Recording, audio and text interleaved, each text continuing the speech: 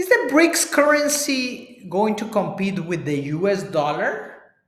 Well, not yet, and not in the foreseeable future. I'm going to tell you why. What happened during the meeting of the BRICS countries in Russia and Kazan, and what they were revealed during those days, but also what they show. One of the key things that they show was this, what they call a BRICS Pay demo app. They say that you can choose different currencies, which that makes sense, and then pay. But let me show you what is the app about, and then you will tell me what is your opinion. Number one mistake: you want to compete with the US dollar, but you're going to offer Visa and MasterCard? That's stupid because remember that Visa and MasterCard are US based companies that operate in a worldwide basis, not in China and not in sanctioned countries. So, what was that? Do you want some ways to connect US dollars with the local currency, or do you want to bring liquidity to the system, which everyone knows that the US dollar brings? So the app is pretty bad design. Now, in this time that we have seen so much experiences, for example, in China, the best apps for payments are WeChat and Alipay, which they literally use so well, QR payments. Now in Europe, what we use a lot is Apple Pay and Google Pay. So if you're gonna develop something, it should be at least on par or better. Like we have been developing apps and wallets now for decades. And what I'm saying here is pretty mediocre. I know it's a demo, but guys, you could do better. So even President Putin announced that they were not going to do one currency connected all the BRICS because it's very complicated. Just think about the process when the European Union launched the euro, and then most countries, because some they didn't, like the UK, like Switzerland, like some Nordic countries, they didn't want to change their currency for the euro. The ones that did, it was complicated. It was a process, but it was because it was one economic bloc, one social bloc, and one military bloc. So that's the key difference. Now with the BRICS were born to compete with the US.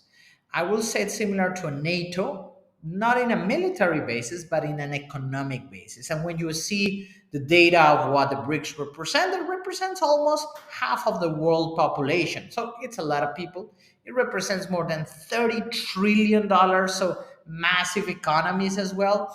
One of the main concerns about the BRICS is like, man, is the US dollar is still leading and will be still leading for the next 10 to 20 years.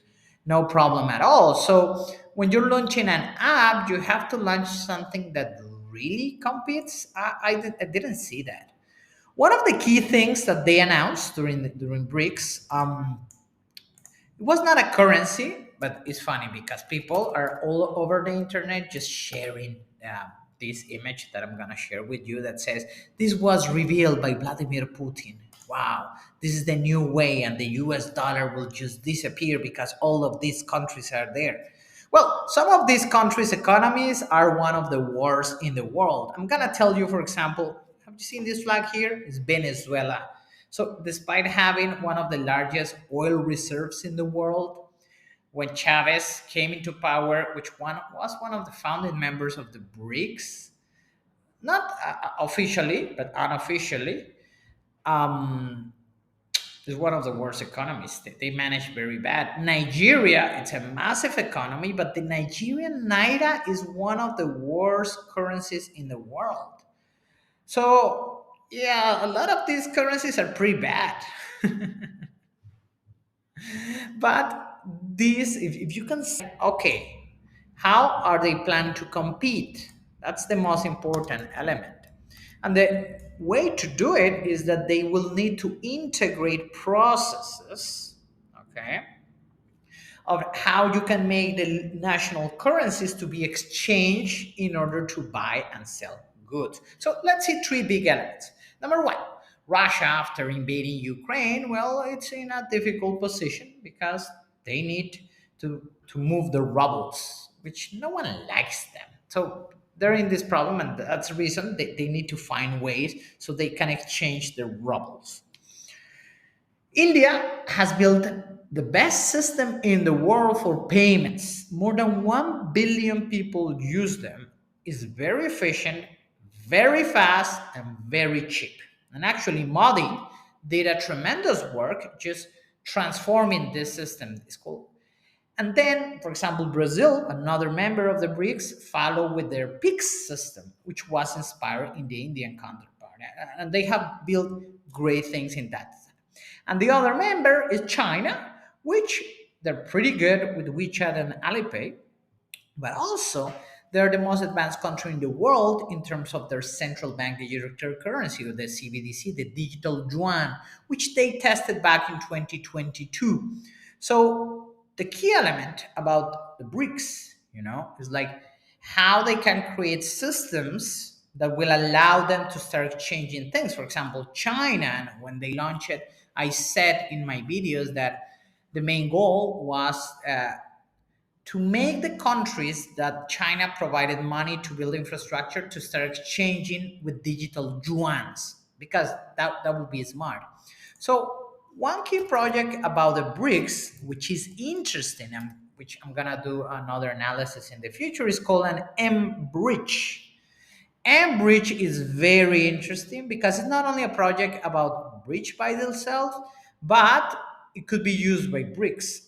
And an M bridge, it's it's a platform, okay, that says, okay, how we can allow companies to exchange currencies and to exchange assets and to really integrate the process. So this is very important because it's not a project by the BRICS itself, but the big benefits could come to the BRICS, and I think that's a great opportunity because it's how you can use APIs to really connect different currencies. Another key element is how they're gonna integrate digital assets because they know it. The future are digital assets. So how you can start tokenizing, transforming those assets locally. So let's say they do it in Russia, they do it in China, they do it in India. Then you tokenize and you transform with your local currency, but that will be a CBDC. So it will be the digital yuan, the digital ruble, the digital reais in Brazil. And then through the Mbridge, which is in pilot right now, you can exchange that. And that, by building this infrastructure, then you can compete with the US dollar. That you're gonna win, that's different. That's not a video, but that's the key element. And it's very difficult to defeat the US dollar because remember, it's the number one reserve in the world.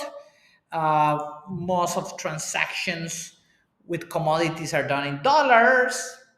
Everyone in crypto that uses stable coins are based in dollars. Just watch one of my videos talking about how stable coins today in 2024 represent 99% is US dollars based. So yes, so what countries need to do is to start launching their digital currencies, start integrating. And I think this is beneficial for the world because the world needs something beyond the US dollar. Because why not? I think that's the interesting part. That will beat the US dollar, not so easy, but that's the reason you can see how the Emirates are interesting, and the Emirates are very smart. They play with both sides. They make a lot of businesses with the US, but also they're making a lot of money with BRICS. So yeah, there's not gonna be a BRICS unified currency, but it's gonna have a system that will allow countries to exchange within themselves. Let me know in the comments below what do you think about BRICS and this.